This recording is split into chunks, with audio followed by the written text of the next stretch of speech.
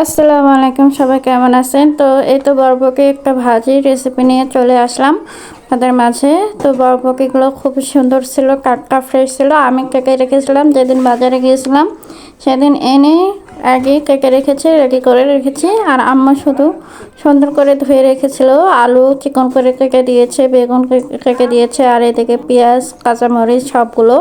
তো এই যে ধুয়ে নিচ্ছে সুন্দর করে, ধুয়ে তুলে নিচ্ছে বাটিতে তুলে নিয়ে এখন সব কিছু দিয়ে দিবে।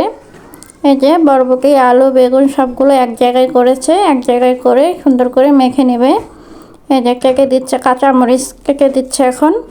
আর কার কার বরবটি ভাজি ভালো লাগে বলবেন, আমার তো খুবই ভীষণ প্রিয়। আমার জন্য বিশেষ করে আম্মু নিয়েছে বরবটি ভাজি, বরবটি আর কি নিয়েছে সবজির ভিতরে এগুলোই ভালো লাগে বেশি। তো এটা এক এক করে পরিমাণ মতো হলুদ লবণ সব কিছুই দিয়েছে, পাতিলে দিচ্ছে, হলুদ দিচ্ছে পরিমাণ মতো সব কিছুই। আর এখানে আম্মু সব হলুদ লবণ জিরা ধনিয়া গুঁড়া এগুলো দিয়ে মেখে নেবে হাতে। এটা খাসির মাংসর পাতিল ছিল, রান্না করা ছিল, একটা তেল লেগেছিল দেখে আম্মু নষ্ট করতে চায় না, দেখে সুন্দর করে মেখে নিয়েছিল, বলতেছিল ভালো লাগবে খেতে। সুন্দর করে মেখে নিয়ে এই যে তেল দিচ্ছিল, তেল দিয়ে এত সুন্দর করে হাত দিয়ে মেখে নিচ্ছে, খেতে কিন্তু আসলে অসাধারণ হয়েছে। আমি আজকেও আবার খেয়ে নিলাম রুটি দিয়ে, খুবই ভালো লেগেছিল। আপনারা কি কেমন করে ভাজিটা করেন শেয়ার করবেন।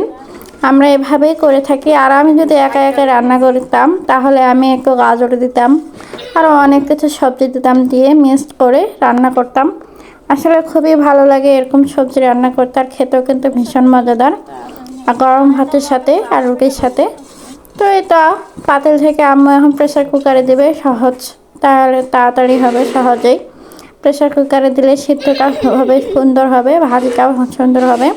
কিন্তু দেখেন এক ফোঁটাও আম্মু পানি দেয়নি, হাতে ধোয়া পানিগুলো দিল, এই যে খুব সুন্দর করে পানি দিল, আর পানি কিন্তু অনেক বের হয়ে যাবে।